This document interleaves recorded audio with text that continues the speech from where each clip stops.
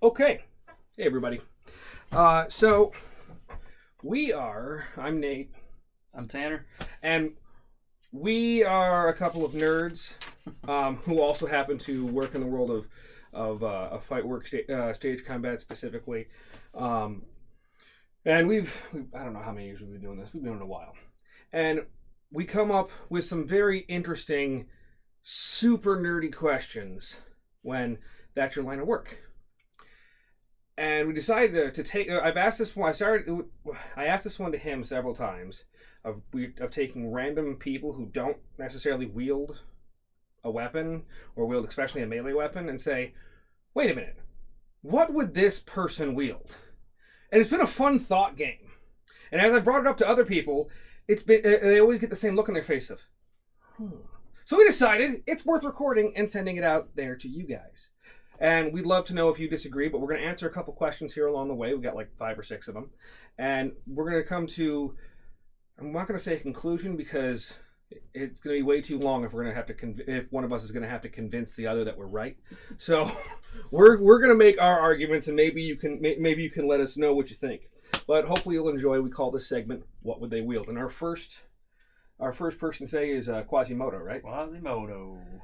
So The old hunchback of Notre Dame. yeah, and to be perfectly frank, I don't know, but I've never actually read the book. Well, neither of us have probably read the book. Neither of us have probably read a lot of the base material for a lot of what we're going to do because we both have terrible ADHD. Oh yeah. So, yeah, I didn't, but I did go on Wikipedia. Me too!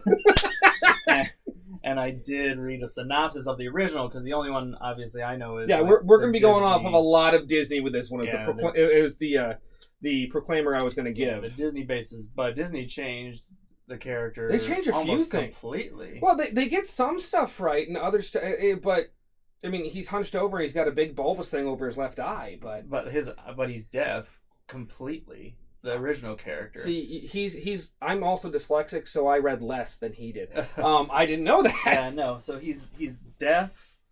He's completely blind in that one eye. Yeah, he's blind in the one. I do know that. Completely covered over. Him and Esmeralda were switched at birth. Yeah, that part I found interesting. Which I was like, that's crazy. It actually made me want to read the book a little bit because it's Frollo is not. He's not as right off as bad a guy as they do in the Disney film. He does sort of a Macbeth thing from what I understand. He starts out okay and then becomes more of a dick. Yeah, it's still the lust thing with Esmeralda and stuff like that. But Quasimodo does do acts of violence in the book because Frollo asks him to, right, and tries to kidnap Esmeralda, and that's how that whole situation starts off. And actually, who's the captain? Phoebus? Yeah, Phoebus is not as great a guy in the book either. Well, of course not. I mean, it's Disney. What are you going to do? Yeah. The Little Mermaid dies. But I mean, it's more of a shallow thing. He goes to help Esmeralda after, Sanctuary and all this stuff. But right. I digress. That's the background. Basically, Quasimodo.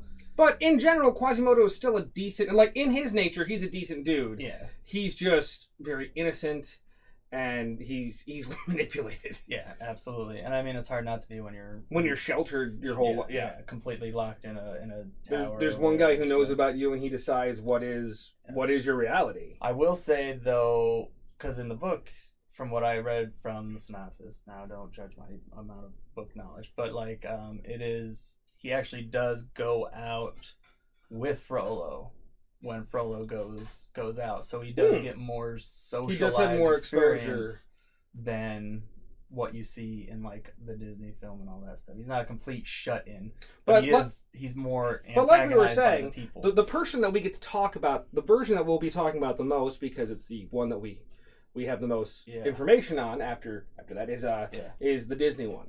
Yeah. Now, the first question we just answered is who they are. And basically, he's a deformed gypsy who they want to murder him at the beginning, so his mother runs and because he's deformed and takes him and cries sanctuary, and he gets taken in as we all know. And his biggest issue is he's too trusting. He's super innocent and oh, is this what I need to do? And anyone can tell him in a sense, oh no, this is how it works, and he'll be like, oh, okay. Well, I mean, when the public ostracizes you anyway, or you are led to believe that you would be ostracized by everyone, but the one person who's instructing you, obviously, you just assume that person's a good person for taking care of. Well, and any bit of kindness is gonna have way greater effect on you than it will a regular person. Yeah, absolutely. And honestly, to maintain his character, I think that's the one thing that's interesting, is to maintain his character after all the stuff that does happen to him is an interesting thing, because he doesn't become as dark and kind of resentful as I would anticipate a lot of characters to be after said situation. Yeah. You know, I mean, basically Frollo was kind of like, yeah, I am your caretaker, but I'm going to let you get punished because I'm not going to, I don't want to stick up for you. I will say the biggest difference in between, when it comes to his physical, not just his physical problems, but when it comes to his physical abilities in the book versus in the movie. In the movie, I mean, he's got forearms like nobody's business, and and he lifts Plebius up with one hand at one point. He's just a super yoked guy.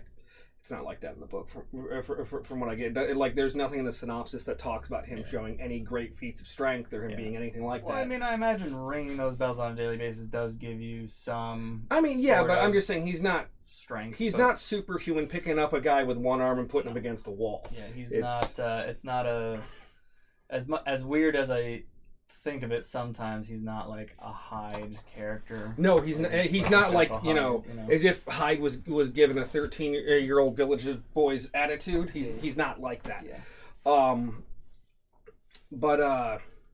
Yeah, so that's going to be the biggest, one of the biggest differences going in. So we just answered our first question that we had, which was, who are they? I think we got that pretty well. Yeah. I mean, I think what they represent. Yeah, and when it comes answered a little too, you said that innocence that and that's just it. Well, nailing down a bit more, the next question we had was, what do they represent? They represent a sense of innocence and minimalism, even. Like, he shows an extreme amount of gratitude with having next to nothing. Yeah. But I mean, because it's weird, because like, when you think about it, he was probably more educated than some of the common people too, because he was around the clergy the whole time. Yeah, he is around the clergy, but also being simple. He's simple, but he's not simple-minded. He's not. But representation. I mean, that's what he represents as a person, as a literary device. He also represents what it is to not to misjudge somebody from their outside. Yeah. He is a representation of don't judge a book by its cover, which is ironic because we make dust jackets with synopsis on the back, so you can judge the book by the cover. But that's not the point. Because I was reading an interesting thing in the synopsis, the comparison of that he gives Esmeralda when he takes her in First Sanctuary or whatever.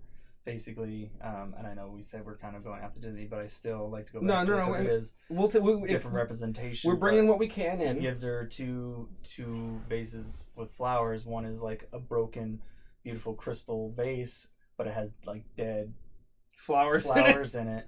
And then the other one is a very humble vase with beautiful flowers growing out of it. So it's like the two, Yeah, it's almost like he doesn't get which one's more important, and to that extent, which one is? It's literally it's the thought that counts. Oh, is that the wrong one? Yeah, well, because I guess she picks I don't know specifically which one was supposed to represent him. I was assuming the humble one. Oh yeah, the humble one with okay, I get where you're going. But then they say the crystal one is obviously was broken but still beautiful, and just the flowers are dead inside. She picks the dead flowers out of the vase and clutches them to her. I don't know if that was supposed to represent Plebis or him. Well, I mean, in a sense, if you're looking at it from which vase is him, I think the crystal one, because here's the thing. It's in a sense saying that he would be unique regardless, but he is broken and beautiful, as opposed to being the common man, if you would. That's fair. It was hard from, obviously, and as we keep saying, it was just the synopsis, right? But I had a hard time interpreting were the flowers supposed to be the internal beauty, or was the vase supposed to be the internal beauty? You know what I'm saying? Right. As like, no, as I do get what you're are saying. you more attracted to the flowers or the vase? You know, like that. I mean, there's a whole bunch of symbolism we could get into with that, Yeah. and that'd be a really great analysis of the character. But I think we got enough of his representation of that dichotomy of broken beauty. Mm-hmm. So now we're gonna get into the weapons. Yeah. So understanding that he is a hunchback, and if we go with the Disney perspective, we'll make him a really strong but regular dude. Mm-hmm. All right. So really strong, but he's a hunchback. So what weapon in that case would fit? Take the character out of it for a second. What weapon fits that person? We've got to think martially. At least the first thing I think of is we're not getting a lot of coverage back here. So it's got to be something that I could have leverage on, right? Well, and I'm thinking, like, if you're hunchback, how does that make your mobility / reach? Right. No, that's what I'm saying. Like, I don't think it would be anything. I guess I'll go first with what I don't think it would be. Right. You know, like, I don't think it would be a spear or anything, you know, that's more of a finesse water flow kind of movement weapon. I don't think. Well, I can agree with it. I think the first thing that I would say is that it's not going to be a one-handed weapon. He's going to need both hands to be able to get around to be able to get over that. But even if it is, I don't think it's going to be more handle than weapon, because you're not. I guess what I'm meaning is I don't think swords would go well for him. Interesting. At least not double. At least not like a European double-edged sword. Yeah, I don't agree with the sword concept. I don't think a sword would fit. But I was thinking only one-handed weapons would fit him. Ironically, because actually because no, I of can. His, you know, if he's hunched, he doesn't really have like it Okay, affects all right. one side More than the other, yeah, because I'm thinking of this hump in the back when really it should be. But okay, I can see that. Not that I'm conceding. Yeah. I can see that. But either way, the point, the thing is that I think a sword would be turned on him real easy, just pressing into him. I don't know if he. I mean, like, especially getting that leverage on that wrist with that. Yeah. He's not able to push in, and so his physical traits are going to be. We're looking at. Okay, I can agree. One-handed weapons. Mm-hmm. But non-long bladed weapons. No, nothing with a giant blade. Especially because, like, anything that's gonna lean too far, if he brings it too far back, we'll just, right, like you said, cut him. But here's the other thing: you can't do anything short either, because he's hunched over. He's not getting this reach that he would have. It depends. Because if he's hunched over, yes, maybe not in this hand, but then this arm is actually out further. I mean, I suppose you get it from one direction, but you're only going to get it from the one direction. I think that'd be I guess it depends on the fighting style. It depends. It depends. I mean, he's French, so he's going to lose, but still. Oh, good Lord. Okay, so his personality. I think, as far as his personality is concerned, I think this is one of the bigger, what weapon would fit his personality? A rock. Like, I mean, I'd hate to generalize it, but like a club, something blunt. I don't think his nature would be to stab. Actually, no. I don't think his nature would be to stab anything. I think he's just gonna bruise something to death. Yeah, I mean,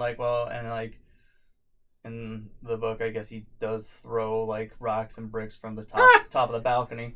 Like at the people trying to get into the church, like, and take her away from sanctuary. But I agree. I don't I think we eliminated Blades because of his physical being, but I don't think they're part of his normal being either. It wouldn't be.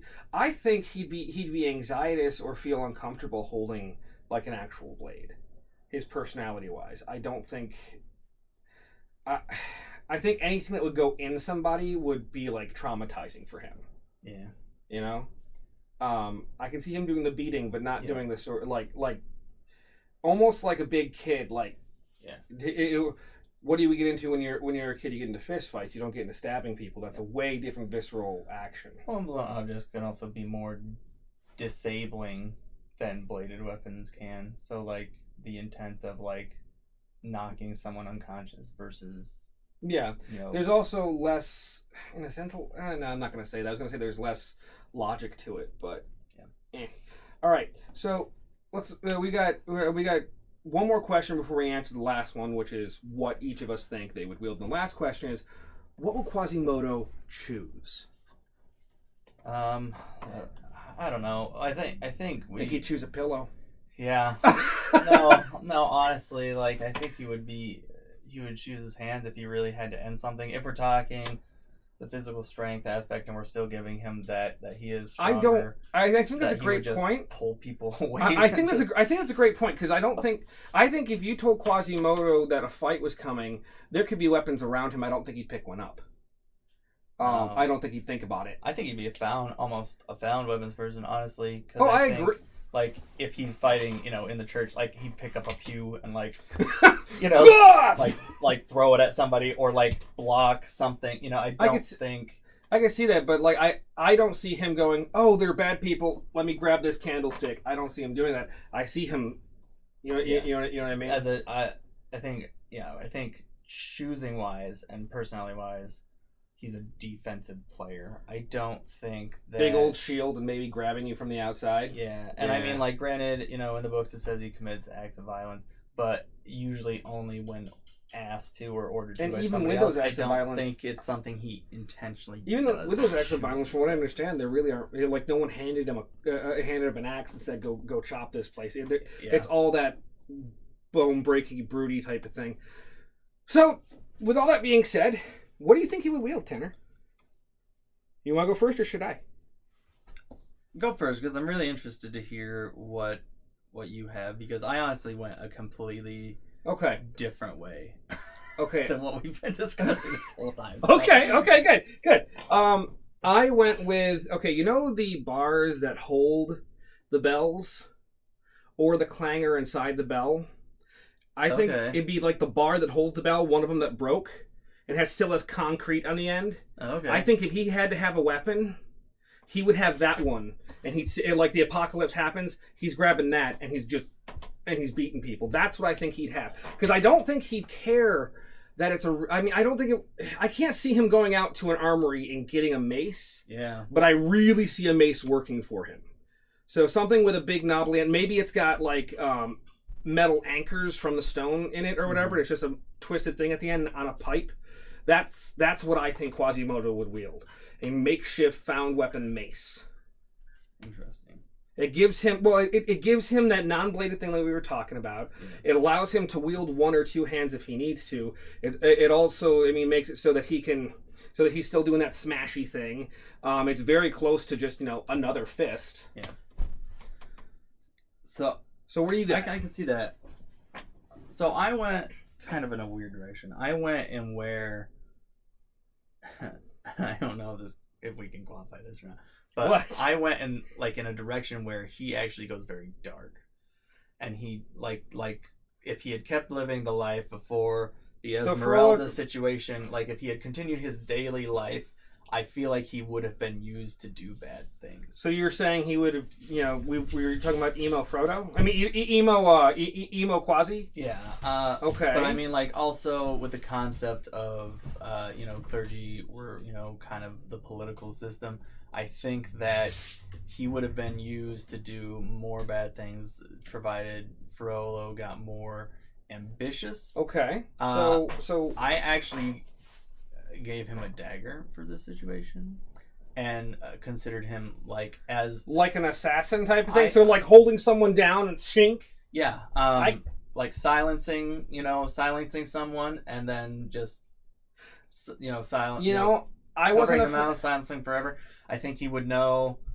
He's like we said, he's more educated, so I'm sure maybe he knows the layout of the city based off of the view that he gets. You made Assassin's Creed I did Quasi. A little bit. I did. Assassin's Creed Quasi. I think he knows, ironically, how to go unseen because I would figure at a certain point he would get tired of the people berating him and just know where he can be not looked at. Playing devil's advocate on myself, Yeah. I mean, against me for you in that sense, we also decided that regardless of his education, he is naturally very intelligent. And so getting a dark edge and putting that intelligence to malicious uses, that I could see a blade working well in that sense. And I said it would either be two opposites, like a stiletto. Okay, because it's kind of what I was thinking. Because it's perfect. Right. The look of it, it's just a straight edge that's soft. Or I gave him, I wouldn't say it's an ugly dagger, but like the closest I could find was a dagger? like I think it's called a Chris. Oh, a Chris? Yeah, like something close to that. Where it's very jagged and it's very uneven as far as the blade is concerned, because it looks like an imperfect and like it's a inner reflection of himself. But I kind of went a dark path where he kind of becomes. You made a whole story. Yeah, I did, and it was kind of like an interesting little delve to go into there, because I was like, okay, if the whole concept of the one other person in his life that showed him compassion, if that just never by chance happened, what would he have turned into? And like, I did have one other thought. Yeah. Which, okay, so you're officially saying dagger. I'm gonna officially say. Okay, just so we know, I'm officially still sticking with mace. Yeah. However, right before we started recording, I did have another thought, which would work really well because he has access to ropes, he has access to bells and their parts. Yeah. Clanger on a rope, like so. The clanger is the ball inside the bell, the thing that's making the bell ring. Right. That on a rope, like almost like a flail, but without a handle. Just. I could see him doing that. Yeah, that'd be interesting to see. That's a whole other thing. I think that'd take a little bit more skill level than I think he'd be able to handle, and I think maybe a little bit. But more I could still see him sort of like a mace. Very crudely used. Very crudely. Oh, of course. Not any of that Shaolin. Oh no! I'm talking like the Witch King mace. Just he couldn't afford a stick to put it on. That's all. Yeah. No, I'm not talking about like on a big ass. I'm talking about just on a rope. Just like that'd be interesting.